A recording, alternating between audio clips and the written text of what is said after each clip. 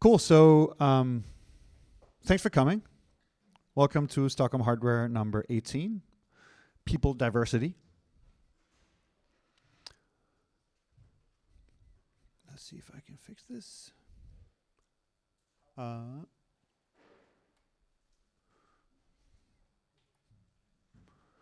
Cool. We have two keynotes, and we have a number of lightning talks today. We've got Heidi. Where's Heidi? Over here. Hello, Heidi. And we've got Susan. Hi, Susan. Both doing the longer talks, and we'll take questions on that too for diversity. And then a number of lightning talks, some related to the main theme on diversity, and some lightning talks more generally around hardware. So this is pretty standard for our meetups. That some of the lightning talks are just anything hardware, and some of them are specific on the topic of the night. I think Andreas is not here. Emma, did you get here? Yes. Oh, perfect. And Vinit, I saw. Perfect. Johanna, I don't think I saw yet. Nope. And Anjali? Okay, yes. Okay, that makes sense. Perfect. Good. So this is the standard lineup or standard agenda that we have. We are going to do the two main talks and then break for a bit of mingle. Also, we'll have one of the Stockholm Makerspace people to do a tour of Stockholm Makerspace. I think tonight it'll be Mark, and I think this will be Mark's first tour. Any Makerspace members here already? Yep. Cool. Do you know Mark? Mark Malin? Yep. Okay. It'll be about 15, 20 minutes for the tour, and we'll do that during the break. Then we have the lightning talks afterwards and a bit of wrap up. Yes, I'll say a few words as background. How many, by show of hands, how many have been here before? Wow, it's a lot. It's maybe 2/3, 3/4. Something was auto skipping. Here we go. Cool. So, well, then most of you know Stockholm Hardware for people who are interested in hardware. So it's not that you need to be kind of working in hardware, but many of us are interested in hardware in one way or another, or just kind of checking out for the first time.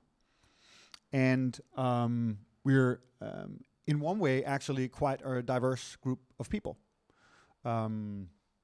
Maybe not so much from gender perspective. In general, there's like a high proportion of men. But from many other diversity perspectives, the Stockholm Hardware meetup community is actually quite broad. Yeah, we've done this for 2 years. This is meetup number 18. We're doing a May event. We'll come back to that soon, and a June workshop. If you haven't checked out the website, you should check it out. All the past videos are there, and so will the videos from today be. There's the website. More website stuff. You can look through. Yep, skip that. Skip that. Oh yes, hardware raffle. We will do. Could you hand me, Marek, the box from over there? Cool. Our last event was actually a workshop on robotics with QuarkBot. Susanna, you were here. Anyone else that was here for that? Nope. Yes. Oh yes, awesome. And so with that as the occasion, today's hardware raffle, or essentially it's like a giveaway. We give away some hardware, and we do it from this company called M.Nu. So if you need this type of stuff, you should go check them out. Today it's going to be a robot, so you can build it yourself. It's called the M-Bot, and you can control it with Bluetooth, but you have to put it together yourself, so there's a little bit of a hardware challenge in it. We'll figure out the dynamics of who gets it, or like how to come up with a good competition, or just kind of like show of hands for that. We'll figure out maybe during the break. So after the break, maybe we'll do that. Okay. Yes, organizers. Maybe just here's Susanna. Susanna have played, stand up Susanna. Susanna have played a big role today, or for today's event, because Susanna and I has been co-organizing this particular event. And then actually everybody else is not here right now, but we met earlier today and discussed the plan for next event. Lars, you here? Yeah. Here's say hello to Lasse. Lasse is a new co-organizer. He works with WSI. You'll hear more from him at the next meetup. Logistics, you've already seen some food and drinks downstairs. And bathrooms are on this floor, just out here. There are 2. Yes, we mentioned that there will be a Makerspace tour in the break. Marek, thanks to Marek, as always, because he takes care of not only recording the video, but cutting it up afterwards and putting it online. Thanks, Marek. Actually, it's not Raphael today. Sorry, it's the old photo. But we've got 2 very helpful people from Things taking care of you tonight. So when you see them downstairs, show them a bit of appreciation, please. We're streaming live also. And it just goes on. We don't have that many people generally on our YouTube channel. It's more about keeping it for archives. I mentioned M.Nu as a partner already, so they're helping us with gear for our workshops. Things is the place that you are at now. Many of you have been here before, so you probably already know Things. It's a co-working space for hardware startups. And we recently got a new sponsor, the Invest Stockholm, who are helping us run these events. Whoa. Okay. I will come back to that. This is not the next event. This was one of the previous events. But I'll go right back to the start. Yes. I'll show a bit of information on it later, and we'll announce it on Meetup. But the next event, the next Meetup event will be in May. It'll be May 30, and it will be on Smart Home. So sign up for that if you're interested. Cool. I think with that said, I think we're going to straight over to keynotes. Are you going first? Awesome. So please welcome Susan to the stage.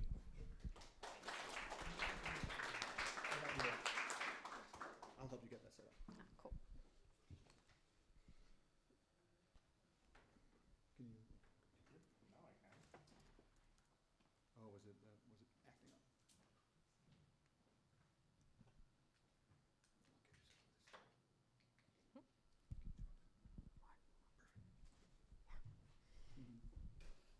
Standing on the podium, amazing. I feel like a preacher.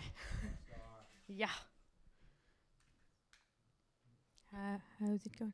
How's everybody? Nice to see you. This is gonna be a whole lot of fun. Are you ready? So my name is Susan. I am the founder of the Social Few. It's a diversity management network. When I don't work with the Social Few, I work at Bergs as a business developer, Bergs School of Communication. So today we're going to discuss a little bit about what diversity is to us and why it is so important. So it's an overview. So diversity, we see it as a lot of perspectives. With diversity comes a lot of perspectives. I know generally in Sweden, I don't know how it is, I would say pretty much internationally also. When you think about diversity, you think about ethnicity, perhaps age, etc., etc. We see it as perspectives because age is one perspective. With age comes different perspectives. So the more perspectives you can have in a team, at a company, and so on, the higher innovation level you get. So inclusion, because a lot of people speak about diversity and inclusion. Sometimes people, I think, see it as the same thing, which is not. Inclusion is to welcome and to harvest the essence of different perspectives. So we have different perspectives here, but how do we make them into something positive? By working with inclusion. So including the perspectives. That is the difference between diversity and inclusion. So let's take a reality check, so to speak. How is the situation today regarding diversity? So if every fourth or less job seeker is a woman, the chances of a woman getting the job, they are equal to 0%. So let's just let this land a little bit, This is some crazy information. This is a study done by Harvard. And then they have done it in many industries all over the world. So yeah, they noticed that when females were somewhere between 50-55%, that's where it evens out. But before that, it's a huge difference. So we have a lot of work to do, I think, right? At the same time, as we see that anonymous application processes lead to 5 times bigger chance of a woman actually getting the job. What does it say? What does this mean? Probably it means that somebody that's interviewing has a filter. Probably very not aware of it. So we need tools, right? We need tools to help us become better at this. At the same time, we see that gender equal companies have an average of 22% higher turnover than those who are not gender equal. So if you think about it, I would say most people would say, like, how come it's not equal, right? Gender equal, it's like, of course it should be. But if that doesn't help, or it's not enough, then this should be, right? It's quite a difference in turnover, I would say. 22%. It's almost 1/4 of, like it's a lot. So, okay, this is the situation today. Now we take a look at the situation in Sweden regarding other perspectives. How many percent do we think in Sweden people are, how many people do you think percent-wise do we have people from other backgrounds? Like, what do you think? Anybody? Any can guess? Like with utländsk påbrå, so to speak? 20? Did somebody? 15? 10? In Sweden? Yeah. 100, wow. Exactly. I like that. Depends how long you go back, yeah. Let's take a look.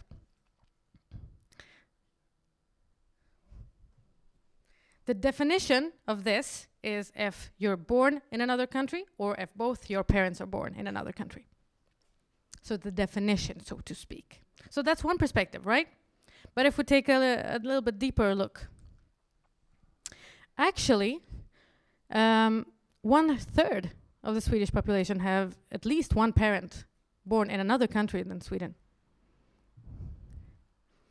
So I'm thinking that's a whole lot of representation. We have 1/3 of the population with that perspective. So I think this is where we should start and rethink our ways of including this those perspectives in both recruitment purposes, but also in communications, like who are we actually speaking to?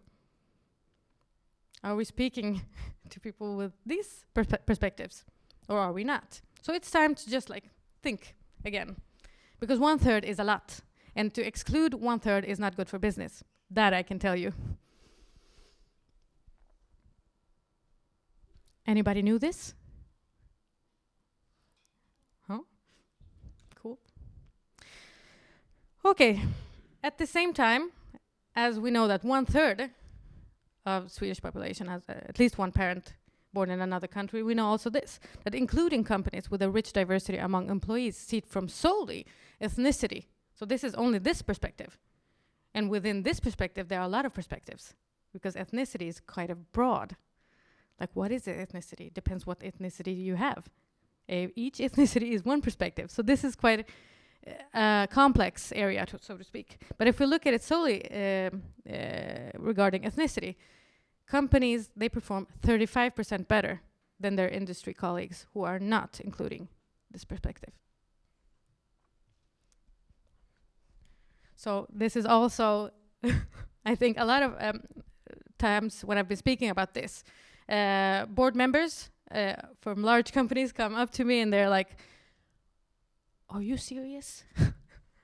I'm like, "Yeah, actually I am. I think McKinsey are quite serious." Yeah, this is for real.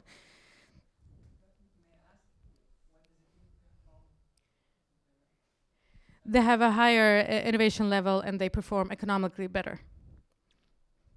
So they have a like 35% higher omsättning. Oh. Yes.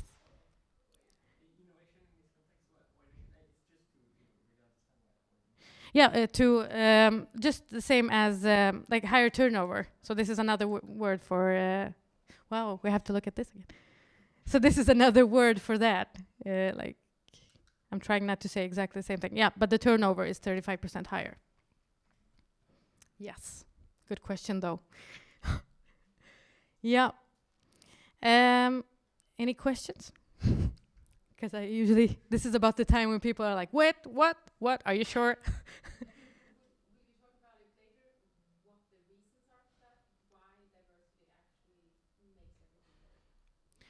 Yes. You're like, why? Yeah. But the why? Yeah. So I usually say this is about the time when you get this information for the first time to go back to your companies, start speaking to people that you work with, ask a lot of questions like what perspective do you have? What perspectives are we represented here at the company? And maybe let's like reframe our processes regarding that. So the next step, like what do we do now with this information? What am I gonna do? Help. So we work with diversity management, and that's definitely something I would recommend every company to start working with, because that's the next step. If you've seen from the company's ecosystem, we have to start with a board of directors. How including are they? Usually those are the ones who contact us, who understand and say like, okay, we have a problem, we have to look at this. So we work with a lot of boards at large companies to look over both regarding gender equality and other perspectives. Because why is it so important to have many perspectives? Because when you ask a question, when you have a problem, if you have one perspective, 5 perspectives, or 10 perspectives, that's how many answers you'll get to your problems. The more answers, the better you solve the problem. So generally, with the right processes, you can harvest the perspectives that come out of many perspectives. So for example, I came in contact with a board where the chairman of the board contacted me and said, okay, can you come and speak to us? How should we become better generally? Can you first take a look at us, see what's wrong? When I came there were actually not one female. So I was quite intrigued also, because they contacted us. They know it's a problem. So that's the first step. That's amazing. So I was there. Okay, so let's take a look at your perspectives. I'm going to throw out a question here. Let's see how you answer it. So I threw out a question about their target group. I got 2 answers, because they were so sure that they knew the answers. I got 2 answers from 10 people in the same boardroom. I asked the same question to another board with a lot of more perspectives. And then I came back to them with the answers. They had 20 answers. That's the difference when you work with diverse groups, perspective-rich groups, and perspective-poor groups. So when they got the 20 answers, they were like, oh my God, we didn't even think about this. Because, of course, they don't have the perspectives that, to be able to answer the questions, which is perfectly normal. They're human. But there has to be a lot of different humans in the same room in order to be able to solve the problem. So we start with the board. Then we go over to the leadership part. Because a lot of companies think, okay, now we're going to recruit 50 people with other ethnicities, and this is going to be so much fun. Okay, good. Now we put them in the same room as people who have worked there for 20 years, and let's see some magic happen. Yeah, because the innovation will be like rising amazingly, this is where it happens. Well, it's not. because they don't have processes, they don't have leaders that actually know how to include like new perspectives with the perspectives that are, I won't say old, but the ones that have been working there for quite some time. But it can be magic if you have the right processes and you have the right leadership. So leadership is actually like the second thing you should do after convincing your board that you need to put a budget for this. Then we have HR and recruitment. How do we work there? What are our processes there? Do we have like anonymous processes or not? Is it, yeah, and so on and so on. This is where you need to take a look at your culture. How do we deal with different types of problems coming from different perspectives, and so on. This is very important to keep your talent. You need to work with this. Communication. Who are we communicating to? What are our target groups?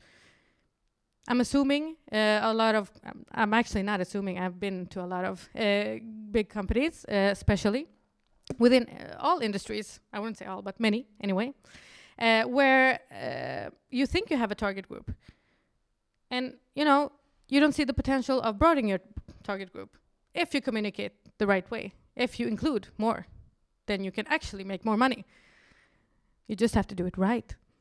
And to be able to do it right, you have to work with recruitment because your team needs to be diverse. Otherwise, you can't speak diversity if you're not diverse, right? Because it leaks. You can have campaigns that you call diversity-rich campaigns. Then you look at the team that work with it. It's like, no, it's not diverse. That's why it's not really correct. And that's why you're losing margins.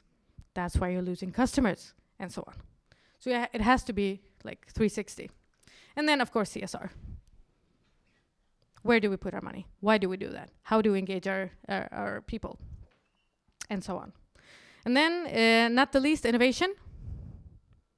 But that's the next step. So, I say generally, take a look at your target groups. Dissecate it into different perspectives, not into personas, because we're all different. That's a good thing. Look at your team, your department, your company. What perspectives do you have? Are they the same? If the answer is no, reframe, rethink, because this is what you need to do.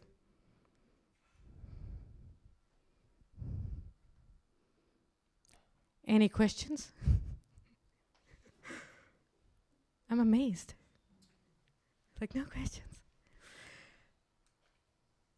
So, I usually say broaden, work with, and be your target group. Understand your target group. Because in the end, I'm very fascinated over the fact that I can still come to great companies, like big companies, very famous international companies, and they're like, but we work with inclusion and diversity. We work with CSR. We give a lot of money from our turnover, which is fine. It's actually amazing, but you need to work with diversity at your company because it's not about charity. It's about survival. As a company, you want to be here in 10 years? Actually, you want to be in 5 years? Yeah, I would say this is what you need to do.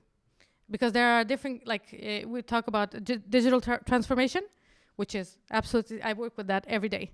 And it's very important.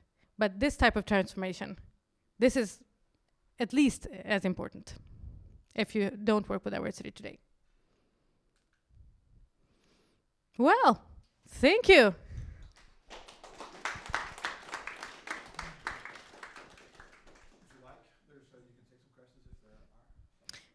Do you have any questions? So if I understood in the right way, like let's say startups should have a multicultural team to be sure to survive 5 years. Yeah. So the question was, as a startup, do I have to have a multicultural team in order to survive the coming 5 years? The answer is yes and no. So yes, sounds nice. No, it's not about being multicultural. It's about being multi-perspective. It depends what perspectives your target group has. yeah, I would say it's a good thing to think about as a startup, because as soon as you get big, it's going to be more difficult to start thinking about the culture of the team or of the company. So yes, I would say for survival, the coming 5 years, I would say to have a perspective-rich company. Yeah. So that's both culture, age perhaps, or and so on, and so on, and so on.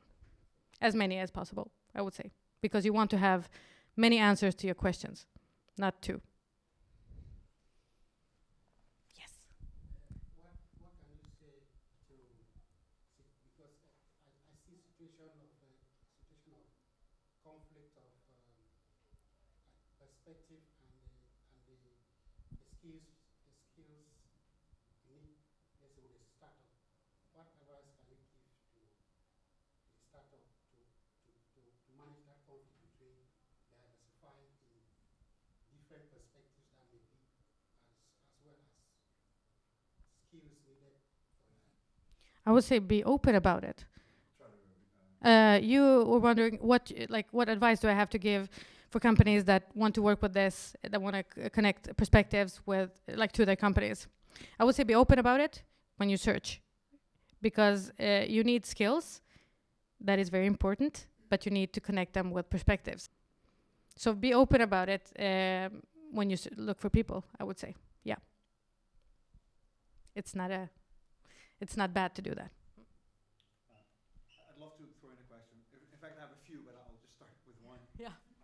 You mentioned, I mean, when you speak about diversity from the perspective of business, you talk about the value of innovation and survival of the business. What do you think the equivalent perspectives are if you look at it from like individual, like a personal level, like diversity in around me, or in my group of people that I'm around, or diversity from like a society level, like from a country or from a city? I would say both, as many as possible, because the same person can have diversity regarding knowledge, regarding ethnicity, regarding city. So, for example, a person can have another ethnicity, come from a small town, and be very good at UX. I mean, those are a lot of perspectives. So, as many as possible to match with your target group, I would say. Does that answer your question? Yeah. Just a bit of a reflection question. The one dimension of diversity that I think is a bit not mentioned here.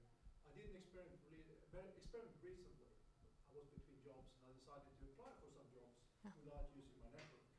And of course I didn't apply for any roles that was exactly what I'd done before, because I couldn't consider anything as boring as doing exactly the same. And a lot of employers, I spoke to lots of headhunters, and they have been ordered to only recommend people that have done exactly the same job before. And I think that's really stupid. I couldn't agree more. And that's a large piece. I have probably 5-6 jobs like that. No, you haven't done exactly this. I was probably overqualified, at least qualified for the job, but no, not interested.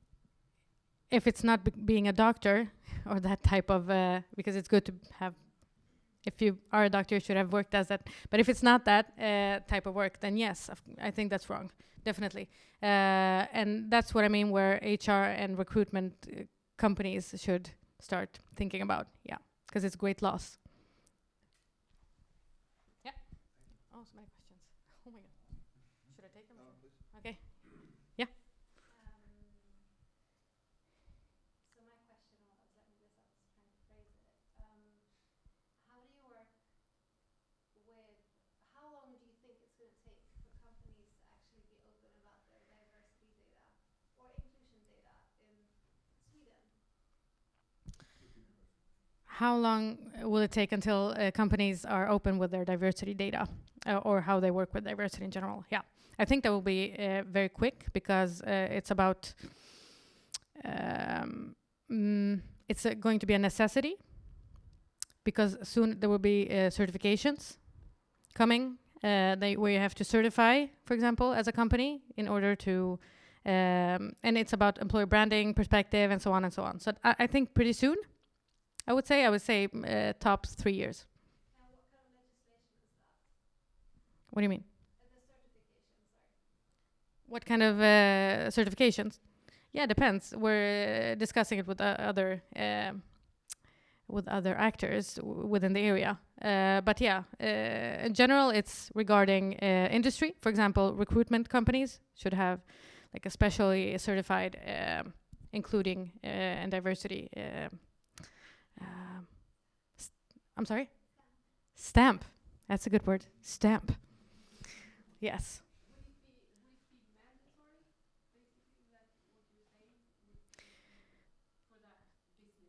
I would say it would be mandatory seen from employer branding many times, because we are a generation that really a lot of us care about these type of questions.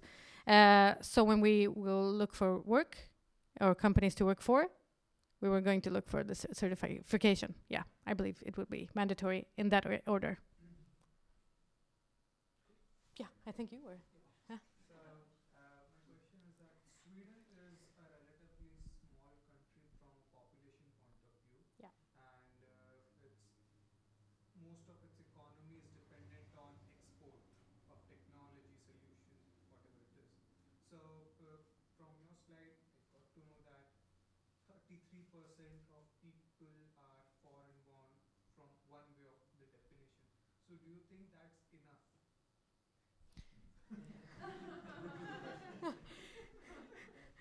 That's a long question. So we're a relatively small country when it comes to the population, and you just found out that 1/3 of Swedish population have at least one parent born from another country. And is that enough? From diversity point of view. Yeah, regarding business from all over the globe. Yeah, I think the number will be growing very soon. We're growing all the time. Is that enough? Oh wow. Do you want my personal? No, it's not enough. But I think we're going to see a great change coming. We're not going backwards. We're going forwards, which means internationalization in general. Yeah, I think so. Questions? Yeah. Last question. Last. Yeah. Do you think there might be some trade-offs? Like, is there the right amount of diversity? Like, if a team needs to be very focused on like only one thing, is there always a benefit to have more diversity, or is it just to find the right amount of diversity depending on the structure, the project, and the goals and the scale? I would generally say the more perspectives, the better. But a perspective can also be, I like football. So, with that said, I would say regarding diversity, I mean, regarding ethnicity, for example, regarding age, and so on and so on. Look at your target group, match that. I would say that's a general calculation.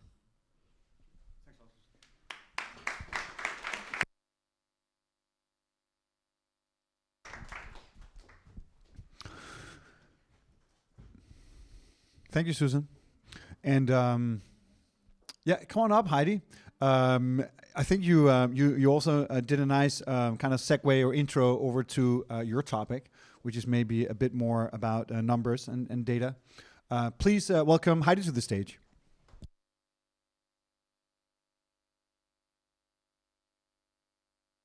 I have to be up there. Of course. Do I need to speak with a mic? Yes. Yes.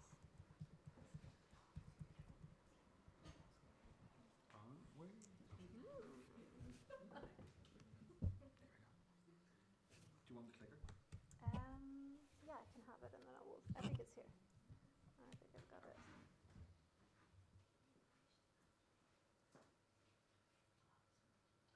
I see.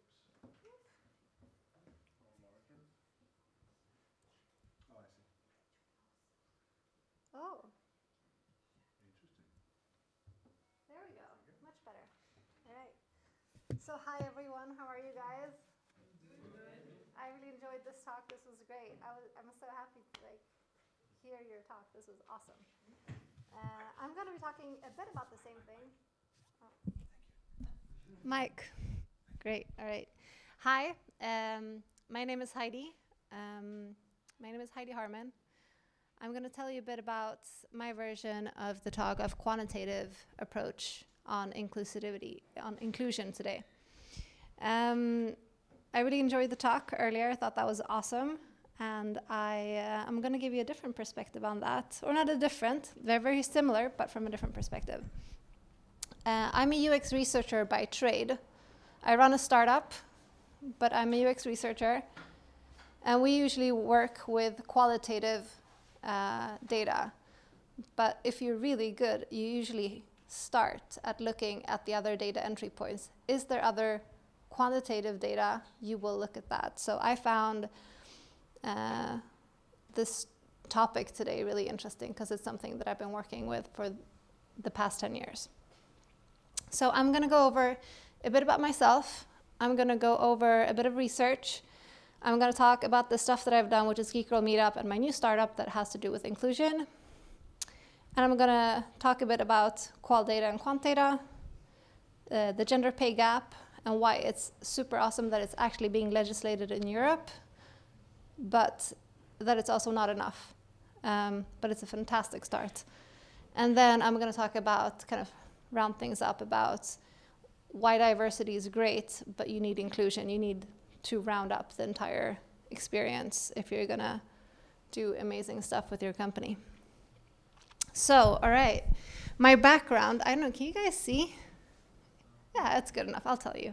So my background is that I studied at the Chaos Pilots in Denmark, which is an inter-Scandinavian school full of different, at least Scandinavian perspectives. I later continued working for an internet firm called Bazooka. I quickly went over to one of my clients at IFL Handelshögskolan, which is a partner school to here. And about after 2.5 years after I built up their digital stuff, I raised my own first money and I started my company, and that was about 10 years ago. And I ran that for a couple of years, and then I pulled the plug from the server and I moved to London, where I started up a friend's company doing electronic signatures. So I did UX, but also started the entire London filial. And after that, I went traveling around the world. And I've worked in, I've worked in a lot of different countries, but I also very much, what can I say? Hang on, right. And I then went to San Francisco and I worked for a Swedish startup. We started it here, moved it over to San Francisco. And then for the past year, I've been working on my own startup again. So I've been kind of, either I help other companies when they grow. We usually start in Sweden and then we move them abroad. Or I work with my own startups. And sometimes I do consulting on the side with my trade, which is UX.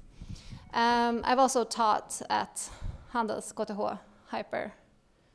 That's why they're there. I've also studied at them. But the interesting thing here, which has followed me my entire life through my career, is that I started something called Geek Girl Meetup 10 years ago. And I'm going to tell you a bit about that. I basically, the thing was, I was going to take conferences. I felt like I love the techie creative guys. They're my best friends. I love them to death. But where are the girls? It would be so nice if I could talk code and drink wine on a Friday night with other women that don't think we should stop talking about work. And I was like, oh, that would be, or my friends basically. And I love them, but sometimes you need a little bit more than just the normal, Anyway, so Geek Girl Meetup was basically me grabbing another lady, and I was like, hey, can we just start something for only women that do tech? Because it would be so nice to meet a few more. Otherwise, I'm going to meet one at every tech conference. It's going to take me forever to meet more of you. And she was like, yeah, let's do this. And we basically ended up, Handels let us a space, and we ended up having 50 seats like this. But people came and there was 65 people in line, and they were like, no, but you don't know. I've never worked with another female developer. Can you just get out of the way so I can get into this event, please? And I was like, wow, that's fantastic. You're my kind of girl. And it was just fantastic. It worked out. It spread to 5 cities in Sweden, and today we're in 17 countries and 24 cities. we've built it so it's self-organized. People usually come to our events and then they like move somewhere else and they're like, can we have this? Can we take it? We're like, take it and go. So it's been an enormous success and it's been really fun working with it. But with this question also comes a lot of people asking me like, do you know a developer? It would not hurt if she is a woman. And I'm like, yes, I could do that for you.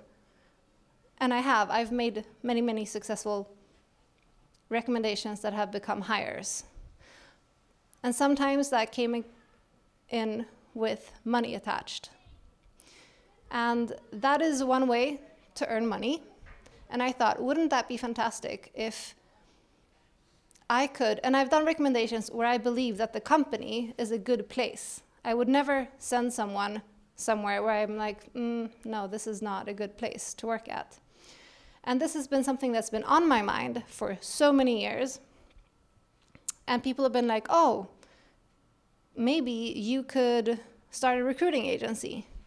But I was like, no, but I don't necessarily, I'm not a big fan of recruiters because usually there's like a handful that are really, really good. Most of the time they call you, you're on the engineering team, they haven't read your CV and they ask you the wrong questions.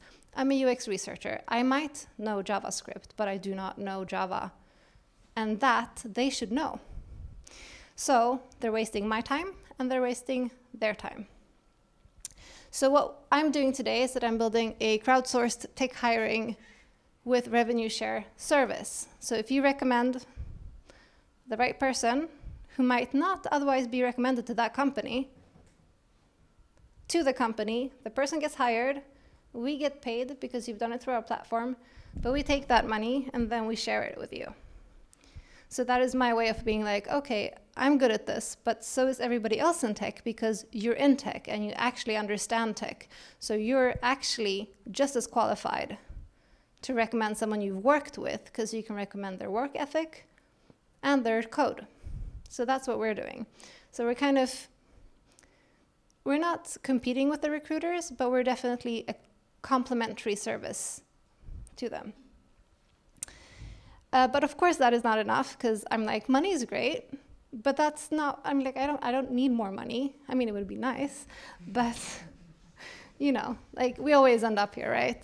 So what we're working on next, so we're actually launching tomorrow. We're launching the base stuff. Like it works, you can earn money. We have clients, it's wonderful. Like I'm so happy. It took me like 10 months, or us, it's not just me. But what if we could show the age distribution? What if we could show the global gender? Like, I want to work in an international company. Like, I have 2 passports. I live in Sweden. My parents are not from here. I don't want to work with only a bunch of Swedes. That's really boring. I've done that. And I want to work with people that have different perspectives because I've lived and worked in different countries and it makes it more fun. And for example, can we like show that, I mean, I don't want to work for a company where at least there aren't some of these perspectives, right? So that's what I'm trying to build in the next stage. And I really want input. So I'm inviting you guys to come and help me build this. So sign up for the beta. There's going to be a link, and email me if you want to like be on the beta stuff for this. But enough about me. Yeah. Sign up. But we're going to talk about the quant and the qual data now. So when we talk about quant data in research, we usually can see, oh, something is happening. It happens. We have no idea why it happens, and that's when we go to qual data. For example, it could be all our users that get to this page are exiting. Maybe we forgot to put in a button that says next. It's just gone. Of course they're going to go away. Like, there's no point in being there. But we can't do that until we actually research it in a qualitative test. What do you mean? So for example, if you come to a web page that doesn't have, if you look at the Google Analytics of like you have 100 people coming, let's say you have 1,000 users, right? And 10% of them go to this page every day. And out of the 100 that go to this page, all of a sudden, they're just disappearing. They're like coming, there's 3 steps, but they're dying, like they're exiting on the first page, they're not there. So if this was a room, they would basically, maybe we like locked the door, then they can't come in. So you need to basically do a test, and you don't want to do that with yourself on your own computers and on your own servers because it's your own home environment, and you might probably everything works on your computer. So you actually go out to real people. You go to Hötorgets tunnelbanestation and you're like, hi, can you try this app? Can you actually get somewhere? Could you try it on your app with real humans and not just like your own buddies in the company? And then you can see, why is this happening? And that's when we usually talk about metrics, at least in tech, and then we also talk about UX, and that is the main difference. And I usually work on the qual data. I'm like, how does it feel? And that's really nice. But today I'm going to be talking a little bit more about quant, which is like hard metrics. Of course, I think it would be really nice if we had all-inclusive companies, but let's talk about the numbers. Let's talk about the diversity, because that is where we can push things forward. And hopefully we iterate and we find some gold. So we do know that what does get measured usually gets done, because if you have a number saying, well, it actually does improve with this much if you do it like this, with, for example, the numbers that you had in the presentation earlier, that is, when you have those hard facts, it's really easy to anchor your point with the people in charge. And you really need to go to the top where the power is, because they have the influence to actually make things happen. So some of the McKinsey data that we've had, which is basically very similar data that we've had, says that at the top, where the senior people work, if you have a more gender diverse group, you will impact the EBIT of the company. For every 10% more of gender diverse data, you will impact the bottom line with 3.5%, or the EBIT.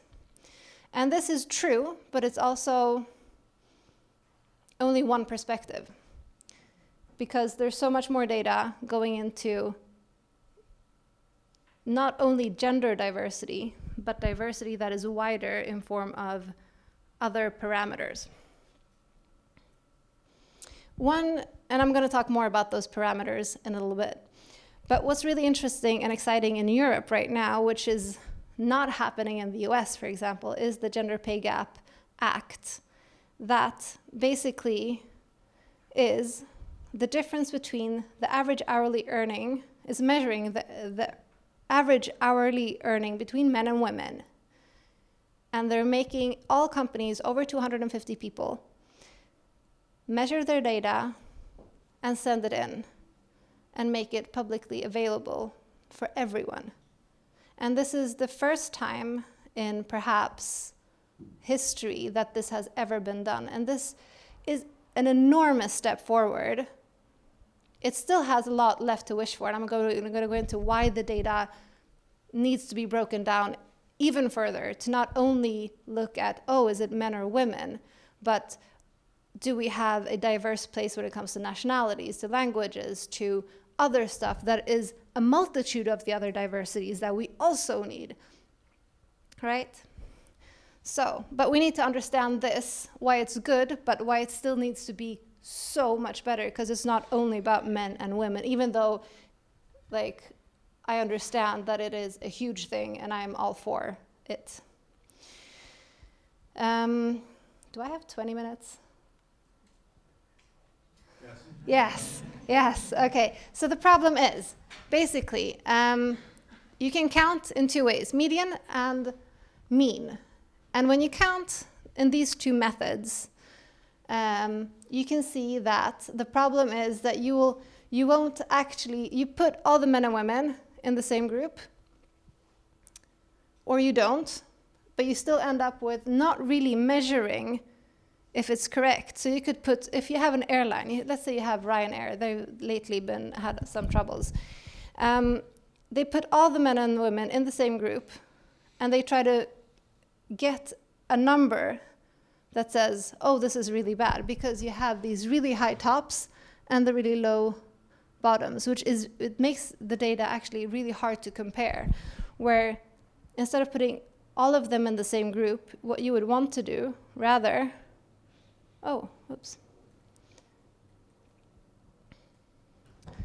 is that you want to, instead of putting all the pilots and the stewardesses in one group and then measure out the median, you actually want to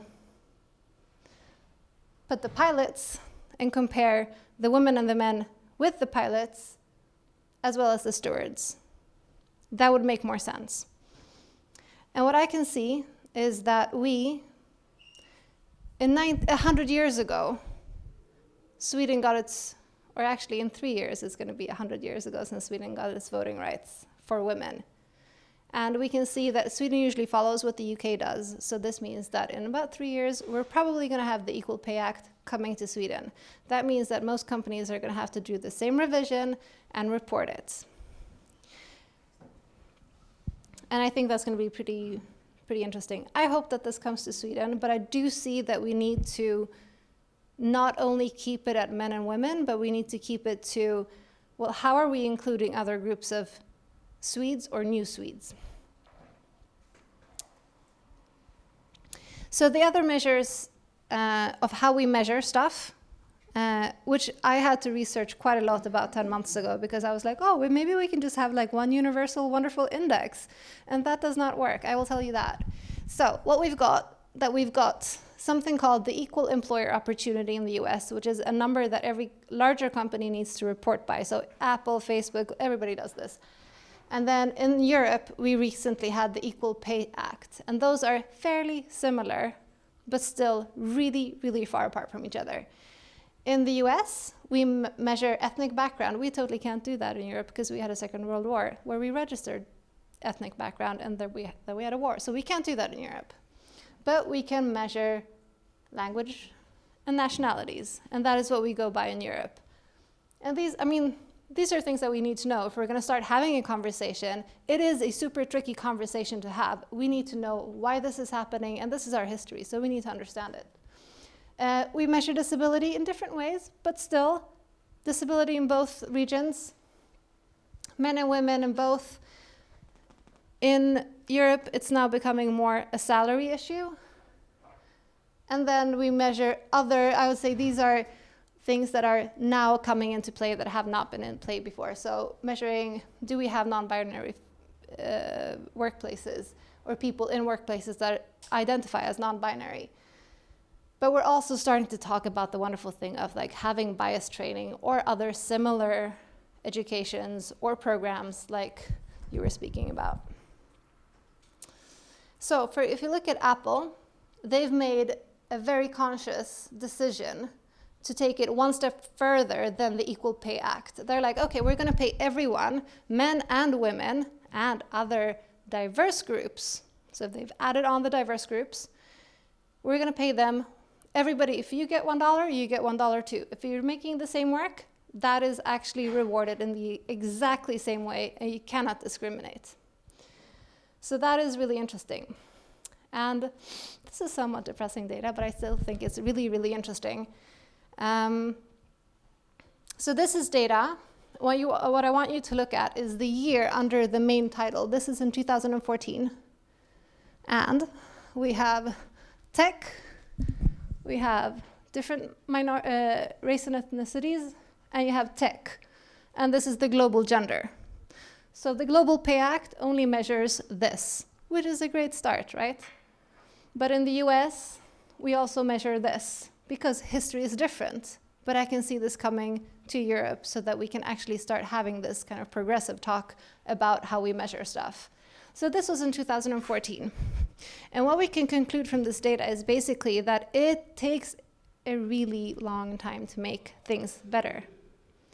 But if we can be open about the fact that, it takes a long time, it's really, really slow, but it does get better. If you put the goals where they should be, you take the precautions like yearly bias training for everybody that started in the company, and other things similar. I'm going to show you the data one more time. So this is 2014. If we look at the left-hand side, we can see that it was 20-80. So 20% women, 80% men. 3 years later, 23% women. So basically 3% moved over from the 80% side to that side. If we look, yes? Sorry, where did you get this data? It's on Apple/diversity, or apple.com/diversity. And yeah, and so let's go back to 2014, and we're looking at the US race and ethnicity. And let's pick one. Let's take Hispanics, right? It went up over 3 years, 1%, but they also tend to move around because people change jobs. But this is something that I find is super interesting. Like, can we work with this? That would be really interesting. We'll see how that turns out in Europe, and I'm really interested in getting more people involved to have that conversation. There are no right answers right now, but we need to find them, we need to work with it, and we need to be able to have like an open dialogue and try, iterate, just like we do with prototypes and everything else, because that's the only way forward as I see it. So basically what gets measured gets done. Thank God we have that quote.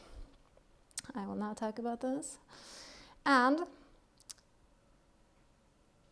okay, so let's talk about diversity and inclusion. Why do we need both?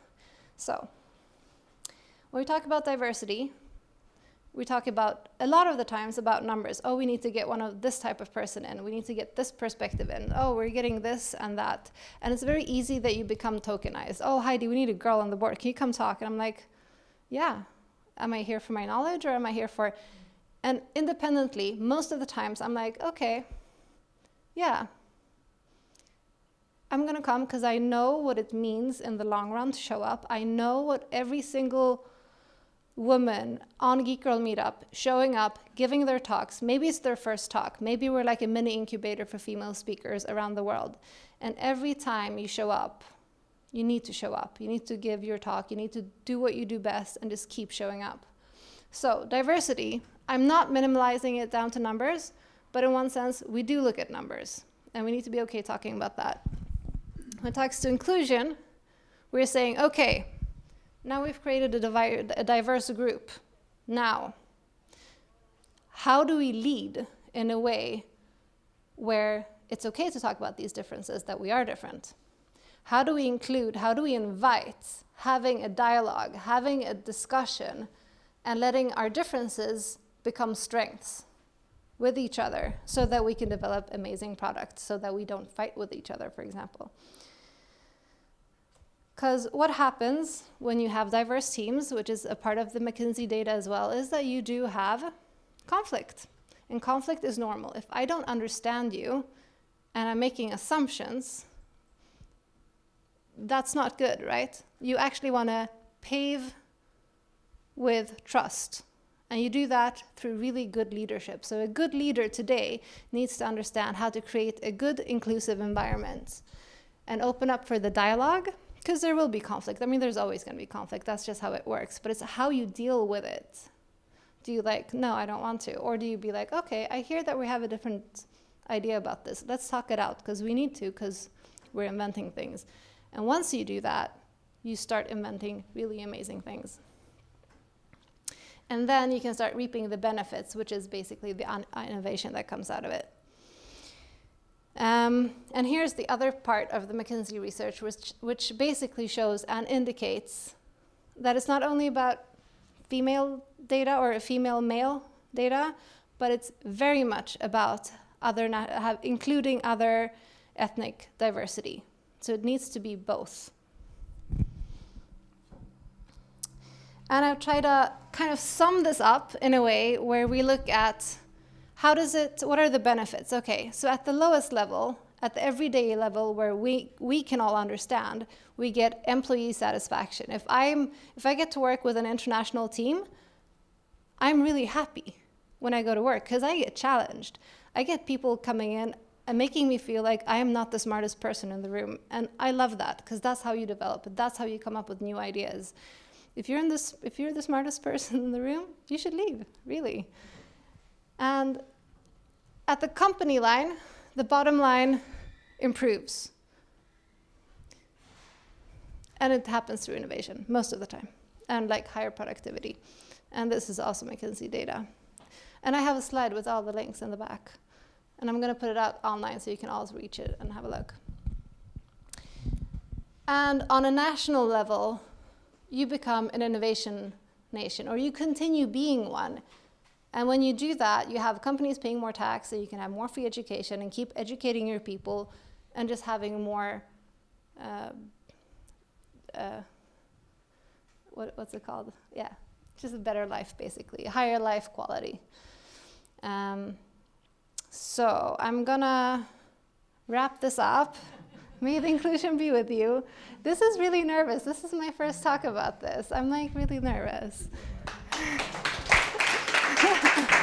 Yeah. And I'm like, and I think you should support your local girl entrepreneur. Sign up. Yes. Yeah. Do we have any questions? Yes. It's really good with these meetups for girls, and because they feel that they don't have anything, not anything common, regular meetups or conferences. But have you seen that when they attend these meetups, they get more confidence in going to the other conferences because they feel that they have a base with people who are or girls? So the question is, do I see that if we have girl-only conferences, do they grow in confidence? And the answer is yes. A lot of people that I've met through my 10 years with this in Stockholm, London, San Francisco, is that maybe they've been asked to go talk about something before, but they didn't feel really comfortable. And then when they came to us, we're like, yeah, but you're just sharing your knowledge. Get up on stage, tell me what you know about Google Analytics for mobile so I can learn. And when it's more feeling about like I'm sharing my knowledge with you so that you can get smarter and then you tell me about your stuff. And when it's about like sharing your knowledge in the community, all of a sudden it becomes much easier. So my co-founder of Geek Girl Meetup in London, she actually moved to to Berlin to work at SoundCloud. And she was like, oh yeah, it's like a mini incubator for female tech speakers. And then of course, once they've done that talk, they get picked for other talks. And it's like every time it's just like, so it's been phenomenal. And then we have like a list of all the tech speakers. So if you need one, but there's lots of those lists around. Yeah. Because it's important that they don't just show up at the girls' events. Understand the topic about diversity will, not be relevant because there are no guys there, and I don't. Do you want to come and rephrase your question? I mean, like. Really, please. I mean, it's really important that the girls who feel that they are not comfortable going to these other conferences end up just going to these girls' meetups and meet girls only, because it's important that they get a chance to meet with the guys also. And so I just want to mention that it's a way to maybe follow that up for you to get a better understanding of how it works. Yes, thank you. It's super true, and it is usually, like they say that this type of like separation, inclusion goes in 3 waves, and it starts with separation, and then you grow, and then you go back to the whole group, and you integrate, kind of. So there's another theory on that. I don't have it with me. I can't remember the name. But yes, it is. I mean, it's more like a prototyping thing. You go there, you do your first talk, and then you're like, oh, but I can do this. And then you kind of get into the world and you continue your thing. So absolutely. And I think most people don't like only go to Geek Girl Meetup because that would be weird, right? So I think a lot of people maybe come there because it's also really fun. We have so much fun. But yes. People need to go to a lot of different places. Sune. Hi, Heidi. Hi. Oh, that was loud. Yeah, so you mentioned, of course, that there's a lot of discussion around gender, and gender being the perspective to define, in your case, like which meetup you go to. And I'm thinking about, like, I think it's very interesting what you mentioned with the different phases and the separation and so on. And I think in one way, this meetup is quite diverse in some ways, but we're not. It's not really clear for us how we can encourage the diversity kind of more broadly. I think the diversity that most frequently comes up for us as a question when we talk in public is, how do we ensure gender diversity? So how do we ensure that there's more women on our lineup? And it's very rare that somebody comes up and talks about any other type of diversity. To suggest to us, why aren't you doing more for this type of diversity, or from diversity from this perspective? And I'm wondering if you have anything that can help us think about how we can encourage that more. Yes, I have an idea.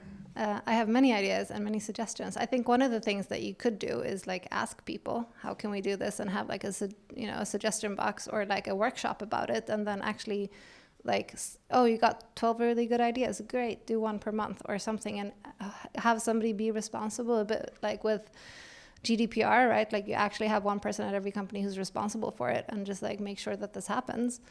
And I know it's super difficult with voluntary organizations because I run one, like I know it's really difficult, but I think you can also set up goals and just be like, hey, well, we're not gonna do this unless it happens this way.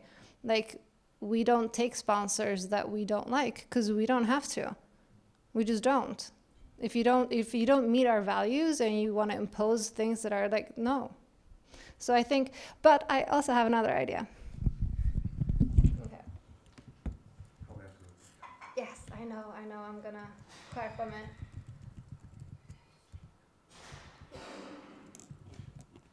Okay. Oh no, there's no Wi-Fi. Okay, well, I could suggest. After the break, we'll share it after the break. Yes, but I would suggest that you do a hackathon for, I don't know, like inclusion or like diversity tech or inclusive tech. Do a hackathon for inclusive tech, and then we can build stuff. I built a TMI machine, which is a Twitter machine. It's a sensor on a toilet. When you sit on it, it tweets. It was built at the Silly Things hackathon. So that's all I have to say. Maybe we can look at it later. Thank you. Thanks, Heidi. Cool, thanks, Heidi. Okay, we'll take a break, and then we'll come back for at least 4 lightning talks. I think, is Mark up here? Nope. I'll just run down and get Mark. Actually, I should ask first. Does anyone, show of hands, want to do a Makerspace tour? 1, 2, 4. Okay, 5 at least. I'll make sure that I'll get Mark, and hello, Johanna. Cool. Okay, I'll see you back in the break in 15 minutes. So I have 7:35. Cool. See you in a bit.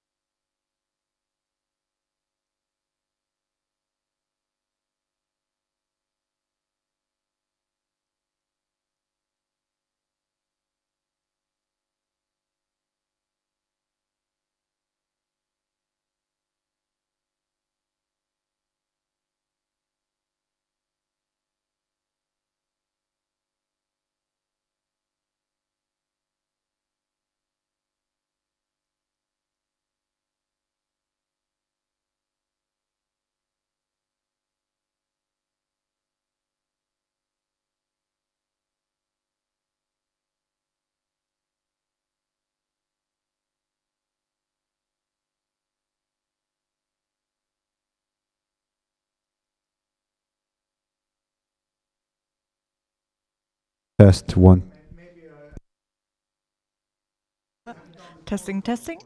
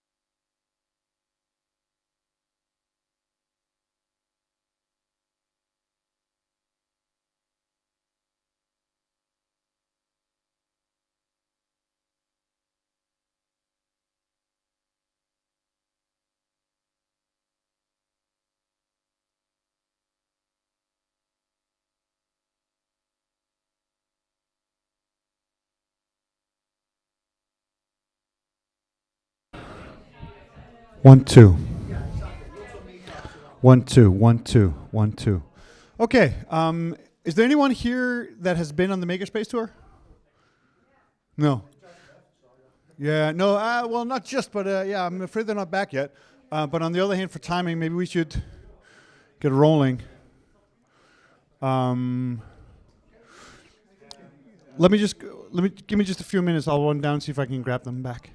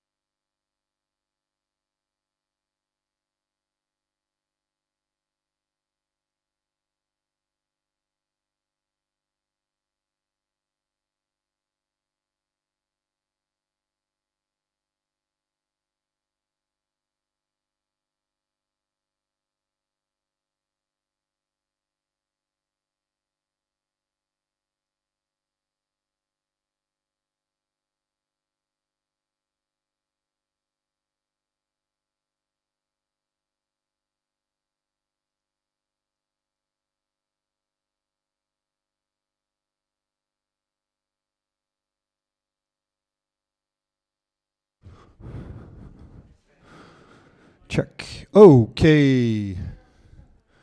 Loud mic. Emma. Yay! And Susanna, good to see you. I found the Makerspace tour crew, and they're making their way up the staircases. I think every time we run the Makerspace tour, we realize that there's so much to do down there that it takes longer than we think. How was the Makerspace tour? Which room was the most exciting? Okay. Other suggestions? Best room? Electronics. Most surprising room? Biohacking. Most scary room? Cool. Please welcome Emma to the stage.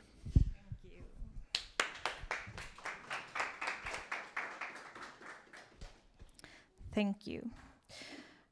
I actually have this ship in my hand. I can't do anything with it because I live on Gotland, but maybe one day, right? Okay, so I'm finding myself in the office restroom, crying my eyes out, and I'm having my sister on the phone. She's telling me to go home and call a doctor. Being the baby sister, I always do as I'm told. Perhaps not always, but at least this time. So I went home, and I stayed at home for 1 year. My name is SthlmHW, and in 2014 I was burned out, big time. However, my derby name is Flying Phoenix for a reason. And I rose from the ashes, and when that year came to its end, I came out stronger, more true to myself, and also convinced that I could build a company where I and anyone else could blossom and become their best without having to fit into the norm. So for as long as I can remember, I have felt that I don't fit in. I battle anxiety since kindergarten. I've asked myself over and over again, how come I can't keep focus in class? Why is it such a battle for me to keep eye contact when it comes natural to everyone else, or at least I thought? And why does it seem that people don't have the same look at things as I do? For all my life, I just tried so hard to be the person that others and society wanted me to be, that during that year, I couldn't take it anymore, and I wanted to be dead. That is what lack of diversity, lack of understanding, knowledge, and acceptance do to people. So, how are we supposed to be able to think outside that famous box when everyone is trying their hardest to keep us in it? What if teams, organizations, companies, and society would let everyone be whom they are? What if we started to celebrate our different personalities, backgrounds, gender, and all other things that makes us unique, instead of trying to fit everyone into that same tiny box? Not only would people feel better, they would also be able to reach their full potential. It is my firm belief that diversity is a key factor to build a successful company. By building diverse team and companies, you get people to see your product and the world different from you and from each other. With their different knowledge, backgrounds, and point of view, you can take your company to levels of success that otherwise would be impossible. Startups like myself has the unique opportunity to do this from the beginning. And still, so many of us seems to start off creating a team of people that could pretty much be our clones. And I mean, I get it. Who doesn't want to be a part of that crew, right? But it's easy to work with people that you already know. The risk, though, is that you miss out on great input, innovation, and success that the different perspectives from a diverse set of people might bring to your table. I want my team to come from different backgrounds, have different personalities, and different ways to look at the world. And I know that that will be one of the key factors to our success. Question is if you can afford to not do the same. So, my name is Emma Hellström. I am the founder of Flamingo AB. And I'm a proud member of a diverse team behind I Heat You. Soon on a Kickstarter near you. Sorry, I'm so not used to keeping the mic in my hand. So that was that.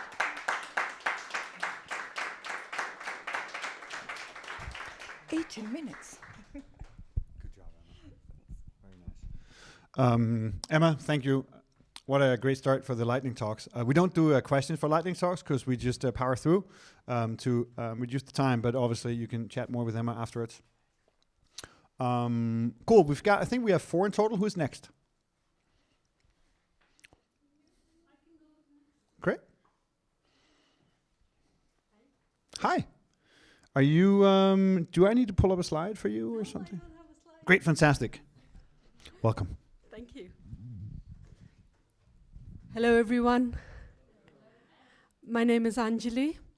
I did my bachelor's in electronics and communication, and I did my master's in business administration, strategy, and innovation.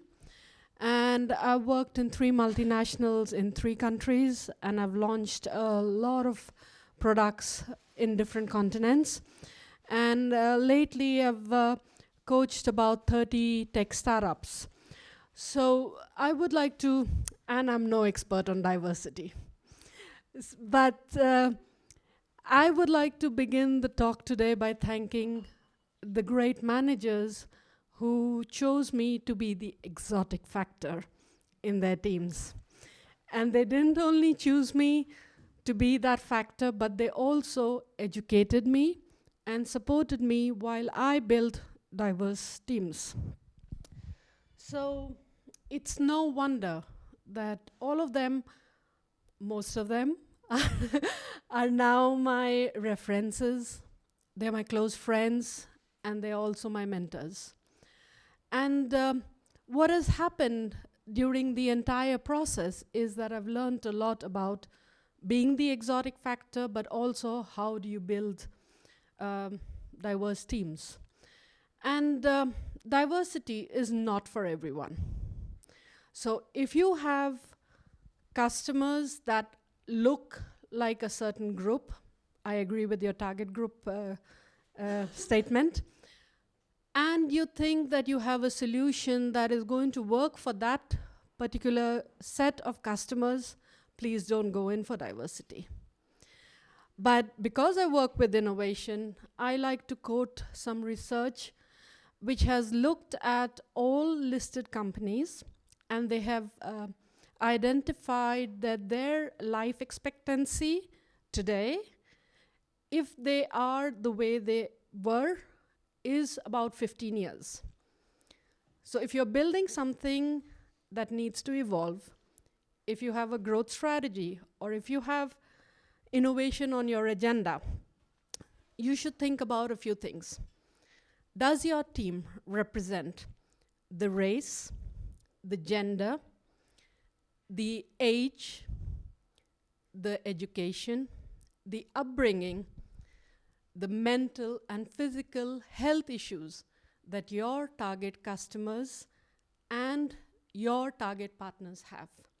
If yes, you need a team to represent that. And you know, when you jump into diversity, there are a few things to take care of. First of all, you remember how you learned to swim? You didn't talk about the water. You didn't talk about the pool. You didn't dip your toe in the water. What did you do? You jumped right in. So if you're a hiring manager and you're looking at a candidate and you feel safe, you're not taking the risk.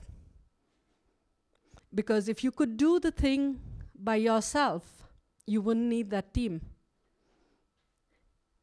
And whatever candidate you take, be sure the rest of your crew is going to think that you selected them for political reasons, or you selected them to get some diversity points.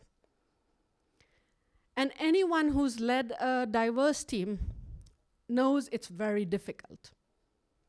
So every time I had a team, I had to spend a lot of time talking to them, talking about various issues, arranging a lot of after work so that there were no alliances that were formed or no enmity that was formed.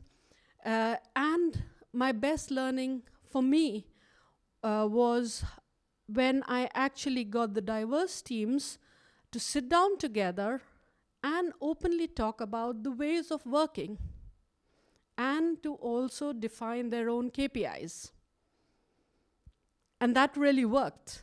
And it paid off big time because I not only got a huge salary increase, lots of bonuses, I managed to get, to be the youngest. I got an age advantage of about 15 years to my peers because of my diverse teams, and I built so many cool things and launched them in so many different countries. So it really pays off. The effort and the time pays off. And then the question is about, or the elephant in the room is about prejudices. Because everyone has a prejudice.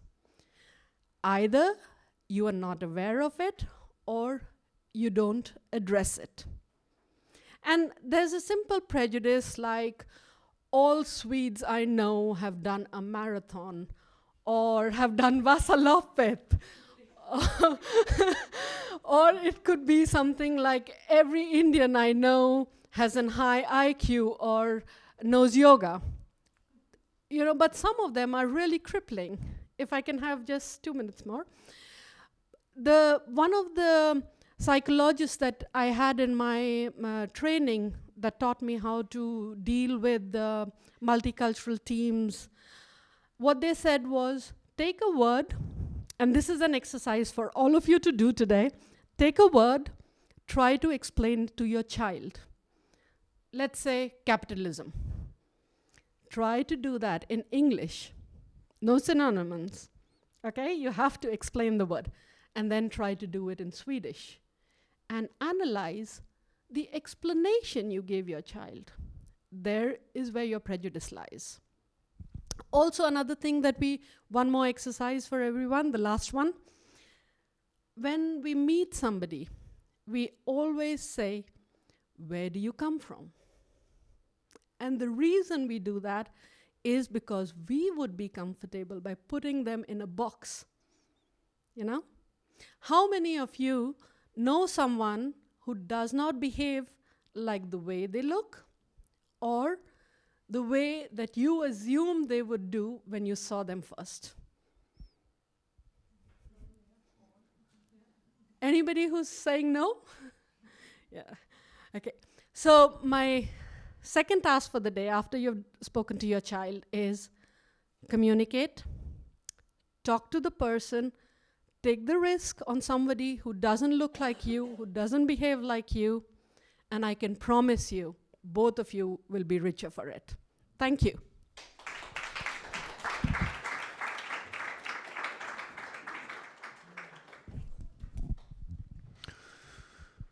It's great, thank you. And unusual and very nice to see a presentation without a deck. We actually have one more, also without a deck or just with a single picture. I need to get that ready, so I'm not quite ready for that yet. I'll go do that. Maybe, Johanna, are you ready to do in the meantime? Cool. Please welcome Johanna to the stage.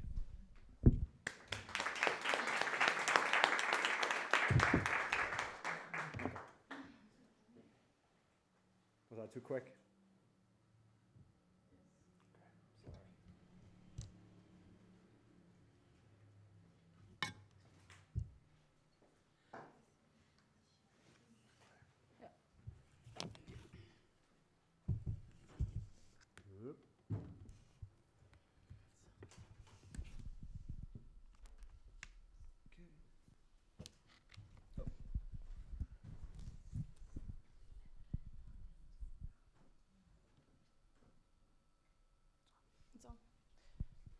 Okay, hi everyone, my name is Johanna, and I work as a freelancing creative technologist.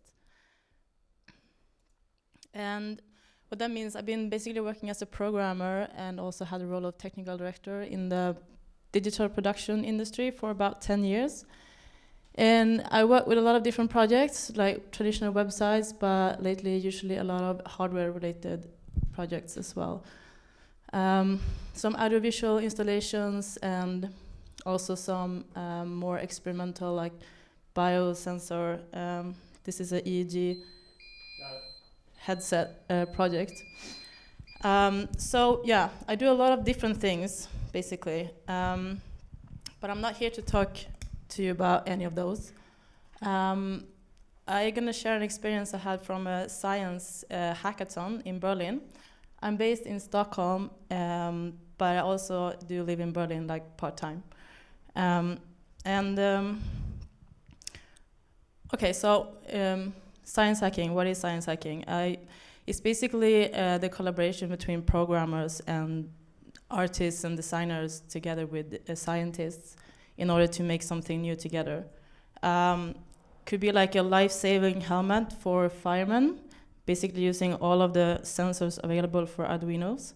Or it can be a do-it-yourself fluorometer used for medicine use. Or it could also be something more important, like solving the problem of not having daylight during wintertime. But before talking about my own science hackathon project, I'm going to give a quick background. So this was last November, me sitting with a friend in my studio in Berlin. It's like an arts collective called Lacuna Lab. And we were really fascinated by this kind of like physics experiments being made by optical illusions of strobe effects or shutter effects. And we were watching tons of these YouTube videos, and we were like, this is so cool, and we wanted to make an arts installation based on this. And this is like experiments that you would do in a science class in school. And we thought it would be a simple thing to just, we bought some spinning motors and some LED lights and set up a prototype, but it didn't work at all. And we were quite disappointed. But luckily enough, at the same time, Science Hack Day in Berlin were coming up. And this is really, really funny because this is a proposed project to do at the Science Hackathon, and they looked for people that could program Arduino, which I can. And they basically say, in science and education is common, blah, blah, blah, blah. For our projects, we build our own strobe light and use it for several optical illusions. It would be super fancy if the optical illusions would be responsive to music or other sound. And this is more or less me and my friend's idea that we wanted to do at our studio. So it was a perfect match. And it was a team of physicists. They run a student organization called Lab Present. And they made this strobe animated sculpture, and what it basically is a 3D printed plastic shape that you put on a really fast spinning motor, and then you shoot a strobe light at it and you achieve this optical illusion of it being moving. So this is not like CG or animated, it's the real plastic object just spinning really fast. And so this is the start. So back to the actual hackathon. We obviously teamed up as a group, and our goal was to create a sound-controlled strobe animated sculpture. And it was probably the longest project name I ever had, ever. This really explains the effect of the strobe light. You can see that this is just a really, really fast-spinning plastic thing. As soon as you turn on the strobe light, you get this effect. And this is really, this is what we didn't achieve to do at our own studio, because it's really, really precise. You have to match the frequency of the strobe light exact to the rotation of the motor. And you also need really fast spinning motors. This is like 40 hertz frequency. And the goal was to make it sound control, so we needed beat detection. So we used Arduino and a sound sensor, and basically, we made a simple beat detection. And the goal was to make this plastic thing dance to music. So you wanted it to, every time a beat was detected, you wanted to alternate the rotation angle of the cube. So we were building this, and everything went really well, and the hackathon was 2 days, and the first day we basically had this thing going, and we were really proud and happy. It was turned out to be fairly easy, even though there was some serious science hacking being done, and the calculations of the frequency in order to basically what you do is to make it rotate, you have to shift the frequency of the strobe light tiny bit faster or tiny bit slower than the frequency of the spinning motor. And this is so precise. So the morning before the final presentation of the hackathon, we started it again, and it was just a blurry spinning thing. And I left it, it was working, and the day before, and I was like, what happened? Is the motor off sync or something? And we calibrated everything again and tried. and I had like 5 people, like the whole team, standing over my shoulder, like questioning all the like things I wrote in the code. And I was like, I rewrote the code like 5 times. They having like seen exactly what I did. I was like, it should work. And then I found out that I had a log from the Arduino printing out a log to the monitor, and that fucked up the whole calculation of the interval of the strobe. So we're talking like microseconds preciseness. But yeah.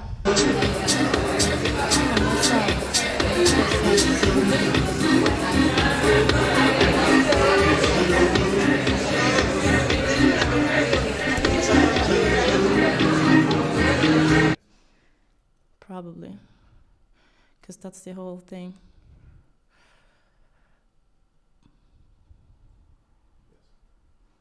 Oh, code? No, not that one. Headphone port.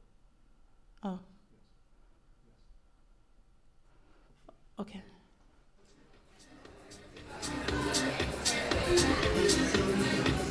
So yeah, we made a dancing plastic sculpture. And I just wanted to share this with you. Like, it's not a real project; it's a prototype thing, and it was made just over 2 days. But for me, it was such a valuable experience.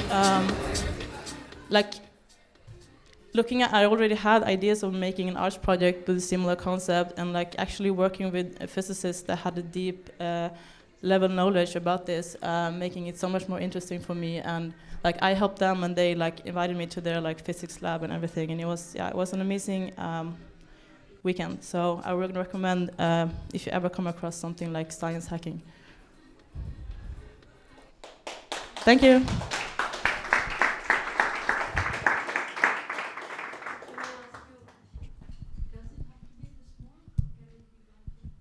can be how big as you want, as long as it's a strong enough motor to spin it.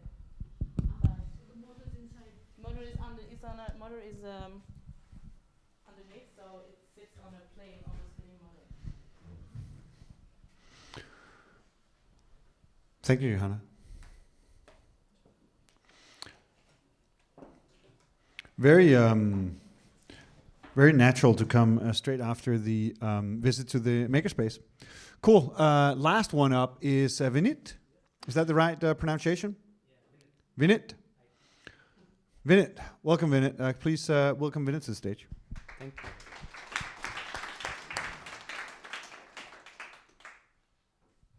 you. So I work for a company called Dynamo. We're a tech company, a consultancy firm based here in Stockholm.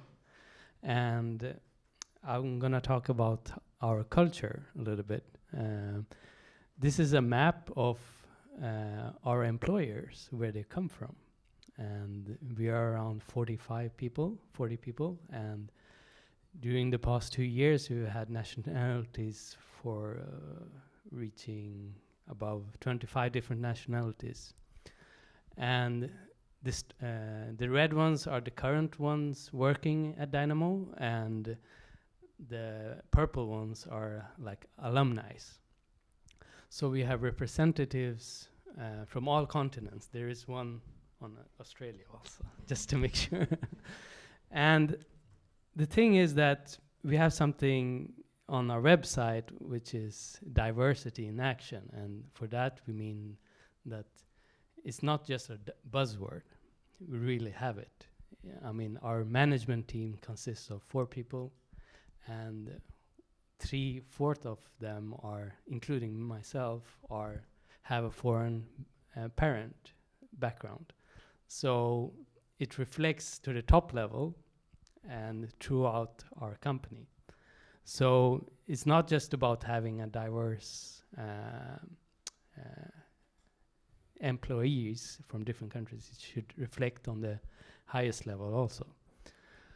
And with that said, when we hire people, we focus on the skills, and it just comes naturally for us. We don't think of having a diverse team, because we are already diverse in the sense of ethnicity, religion, these different perspectives that you talked about. But what we're missing out on is the gender perspective. But that reflects also how the tech industry is right now. So hopefully we'll have more females in our company. But what we do is we focus on the skill set. It shouldn't be based on, we think it's a cool factor if you come from, I just talked to a girl who applied to us from Egypt. And then you set up this filter like, oh, she's from Egypt, she has to move here. You know, it's a big step. And for us, it's like, it brings another perspective for us. Like, because she has a big different background, a different experience.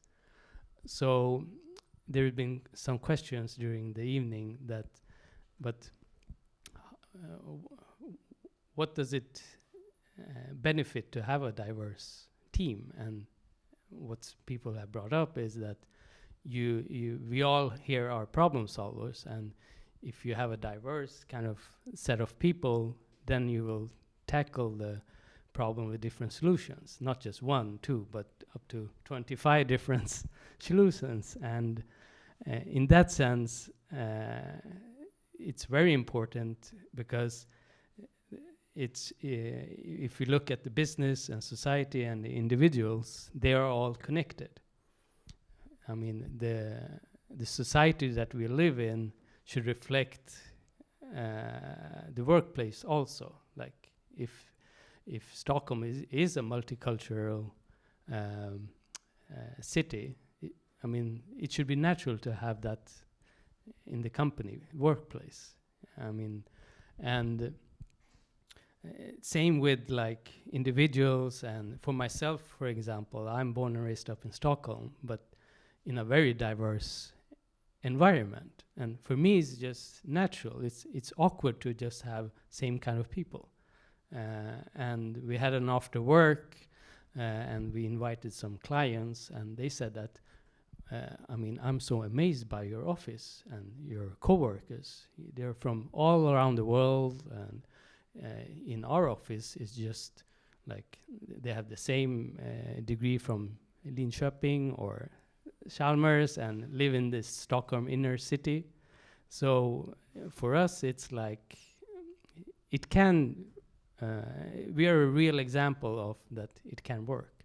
And if you want to visit us, you're free to see how we work and how we have it.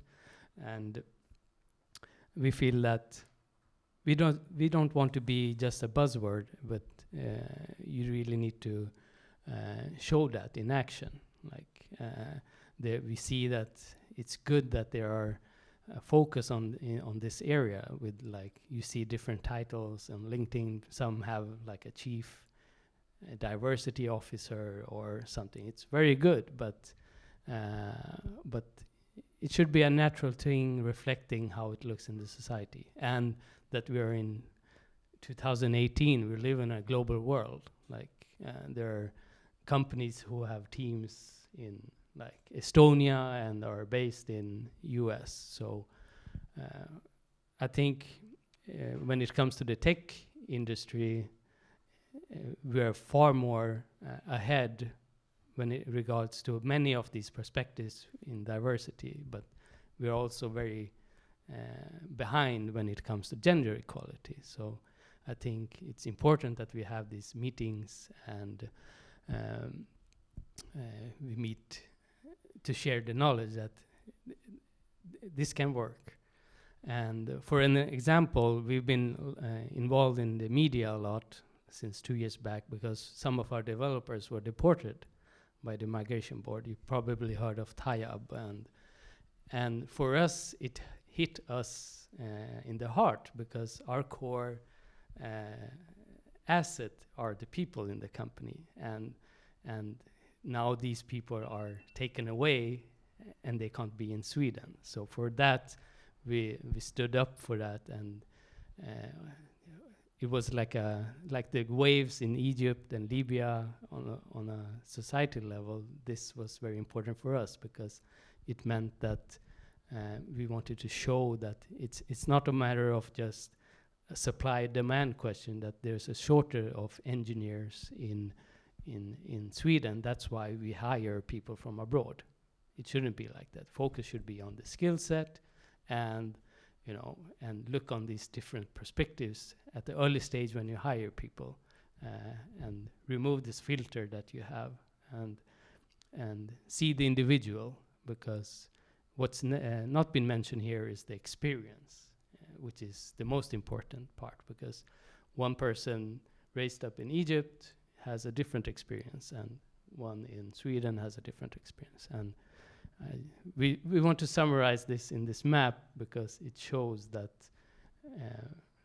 we're a real example of this. Thank you.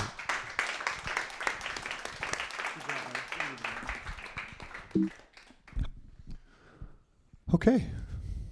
I think that's all we had on the agenda. Is there anyone who wants to, last minute, jump up and do a lightning talk about something or other? Either diversity or anything hardware? No. You're welcome to also at future events. The lightning talks in particular is really a way to try to encourage everybody to participate. So it's not only kind of trained speakers that come and do talks, but everybody in the community. When I looked at the map, now I skimmed away from the map, but I thought the map was a good way to visualize, or a good and common way to visualize diversity from kind of a geographical or ethnicity perspective. And I think it would be fantastic if we could find more visualizations to help us discuss other types of diversities. I'm not sure what they would be. Obviously, there's something pretty straightforward for men and women or for gender diversity, but I think it would be really useful to find a way to talk about diversity and to visualize diversity. And of course, I'm talking about quantitative data. I think in general, if any of you or you know of any that have suggestions for how we in this group, in this community, can better communicate and emphasize the diversity that we already have, and be able to measure it so that we can see where we are not diverse, I would very much welcome it. So any suggestions that can help us both open up to be more diverse, but also to recognize how we are diverse, so that people who may feel that they're not in our audience group can recognize that actually maybe they are. That's all for today. We have another meetup coming up in May. I think it was the 30th of May. It'll obviously be announced on meetup.com, and it will be on smart home. Thanks for today.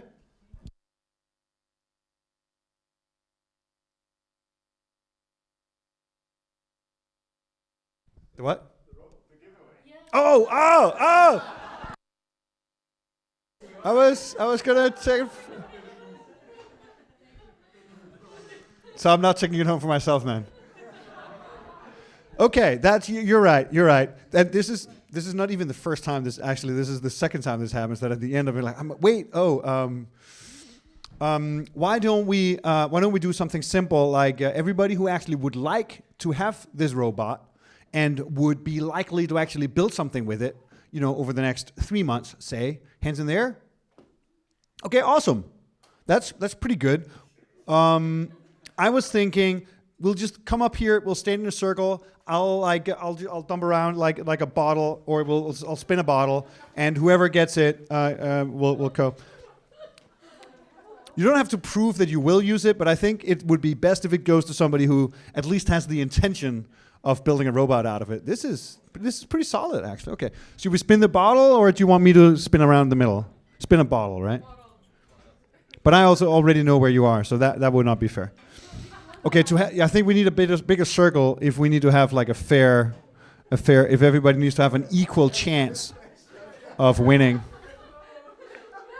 This is good stuff. I'm liking where this is going. Okay, you ready then?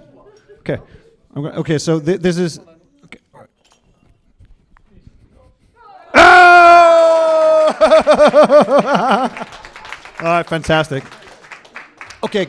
Come up to the stage and receive your gift. Sponsored by M.New. It is a robot for you to build with Bluetooth. What's your name? Cayenne. Have you built a robot before? No, I do use Arduino though. Cool. Are you based in Stockholm? No, I'm on internship here. Are you going to be in Stockholm in a month? Yes, Are you going to come in a month and show us what you built? if I manage to, In 2 months then, in 2 months. maybe.